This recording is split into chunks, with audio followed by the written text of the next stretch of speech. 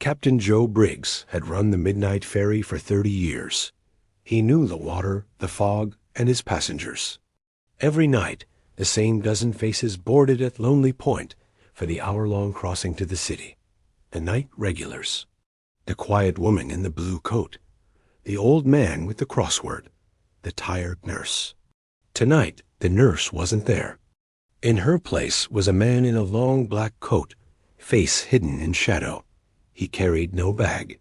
He just stood at the stern, staring back at the receding lights of Lonely Point. A new passenger was rare. Joe felt a chill that wasn't from the wind. Midway across the Sound, the engine sputtered and died. The ferry drifted, silent, swallowed by thick fog.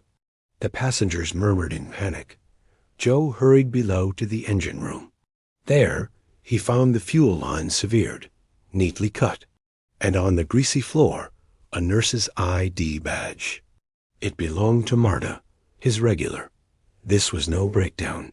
It was a trap. He returned to the deck, a heavy wrench in his hand.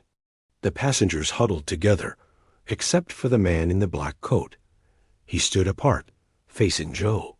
"You shouldn't have come back to work, Captain," the man said, his voice calm. "The doctors said your heart was weak. A tragedy, dying at sea. Just like your brother." Joe's blood froze. His brother, also a ferryman, had drowned in mysterious circumstances 10 years ago. An accident, they'd said. "You," Joe breathed. "You killed him, too." He was asking too many questions about what washes up on Lonely Point. "Just like your nurse friend did last week." The man took a step forward. A knife gleamed in his hand. "Now it's just a midnight accident. A sick captain. A failed engine."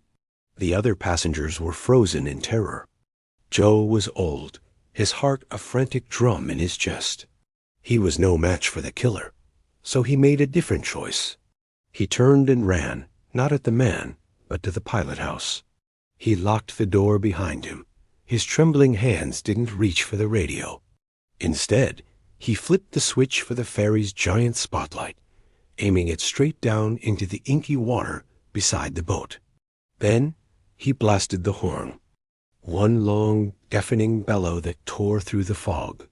He flicked the spotlight on and off. "SOS," the man in the black coat shouted, hammering on the door. But it was too late.